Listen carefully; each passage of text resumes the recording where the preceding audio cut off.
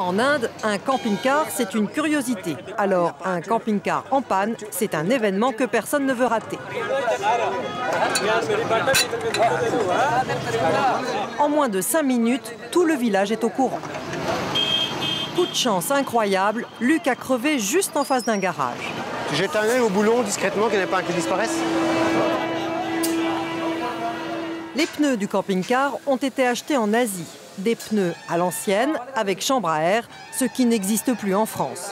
Mais ici, dans cet atelier, les Indiens connaissent bien les vieilles méthodes.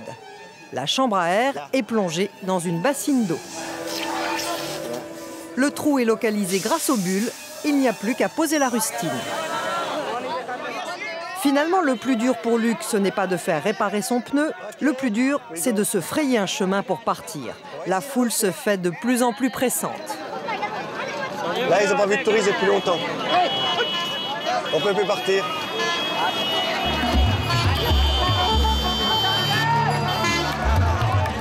Au bout d'une demi-heure, la famille réussit enfin à reprendre la route, direction Mandawa, une ville à l'ouest de Delhi.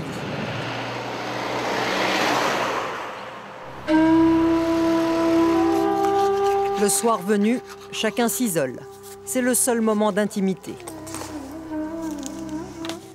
Ouais, Delhi. Comme tous les soirs, Luc fait ses comptes. En 4 ans, la famille a dépensé 40 000 €. Luc et Corinne avaient mis de côté 50 000 € d'économie, un budget confortable. Et non, on est resté bien en dessous, sans se priver de rien. On s'est fait des petits plaisirs, on avait fait visiter en Thaïlande, Koh Phi Phi, c'est une île... Et on n'avait pas le camping-car, donc on quittait le camping-car et c'était hôtel, restaurant. Mais c'était bien. 8 h du matin à Mandawa. Il fait chaud, hein? Bonjour. Oui, il y a du monde déjà. Les premiers curieux sont déjà là, intrigués par une telle maison sur roues. Une belle journée qui s'annonce bien chaude. Je dirais entre 30 et 35. Ça peut monter jusqu'à 43. C'est bien. Les visiteurs gardent leur distance, mais Luc sent bien qu'ils ont très envie de jeter un œil à l'intérieur du camping-car.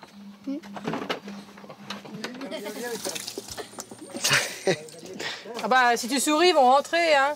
Alors on se demande jusqu'où ils vont aller, quand même. Apparemment, ils restent à l'entrée, mais si on est trop sympa, ils vont peut-être rentrer plus. Peut-être que c'est un peu inhabituel qu'un homme fasse la vaisselle, peut-être, non? Ouais, c'est peut-être ça. Ils se diraient, l'homme de la famille fait la vaisselle, c'est pas normal. Indian people? Man? No? Only woman. Il sait pas faire. If you want. Il a jamais fait, lui. Je ne parle pas anglais, alors je ne peux pas discuter. Ah bah ça y est, tu vois, ça rentre, là. Voilà, un peu plus, un peu plus. Puis pour qu'ils partent, tu fais comment? Ah bon. Bon. Allez, pousse, pousse, pousse. Voici la horde d'Indiens déchaînés. C'est le deuxième pays qui est comme ça. On a eu le Vietnam avant. Ils ouvraient la porte, ils descendaient le marchepied, ils montaient. On s'en va, au revoir. Les Tsagalos ne savent jamais quand ils arriveront à leur prochaine étape. Ils voyagent au gré de leurs envies, libres comme l'air. Pour moi, c'est ça la route, hein. On va peut-être réviser notre moyenne, là.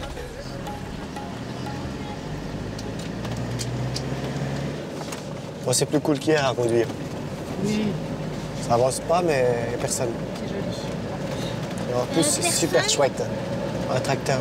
On n'a pas du tout de plan défini dans une journée. On s'arrête où on veut. Si un endroit nous plaît, on s'arrête. Si ça nous plaît pas, on continue. Non, c'est comme on a envie. On vit à notre rythme naturel. Les jours ne comptent pas. On regarde plus si c'est lundi, mardi, samedi, dimanche. Au début du voyage, on respectait encore les week-ends.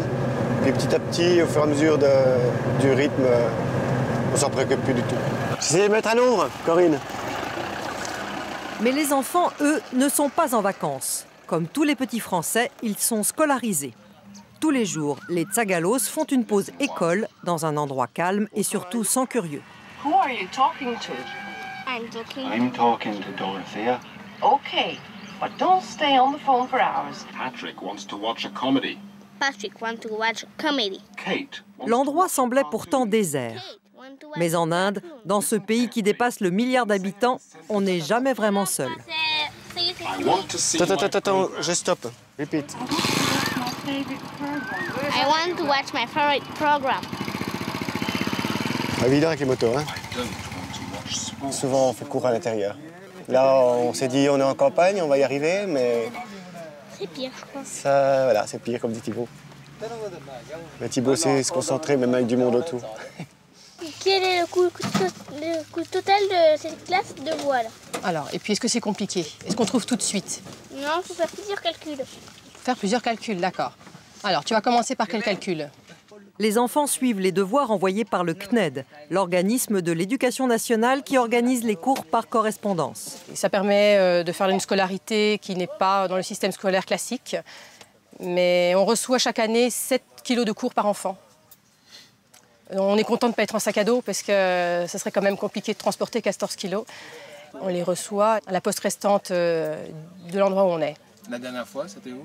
Alors on l'a reçu à l'ambassade de France de Malaisie. Ils ont été gentils, ils ont accepté de recevoir les 14 kilos pour nous. Ça n'a pas toujours été le cas. Non, comment on dit Le niveau scolaire des enfants est régulièrement testé grâce à des examens réalisés à distance. Au bout de 3 semaines, on a une évaluation. C'est-à-dire que c'est un examen que l'enfant fait entièrement seul, qui est envoyé en France. Et ça fait donc 10 examens dans l'année qui sont validés par des instituteurs qui corrigent. Et à la fin de l'année, ils donnent l'agrément ou non pour passer le passage en classe supérieure. Et ben, elle a passé ces 3 années pour l'instant, ça se passe très bien. Et pour Thibaut, pas de souci non plus, il passe en 6e haut la main. À droite. Marion, c'est toi le copilote, hein? Il y a une moto. Non, elle est là. Après, tu peux y aller. L'aventure en Inde se termine. Prochaine étape, le Pakistan, un pays à risque.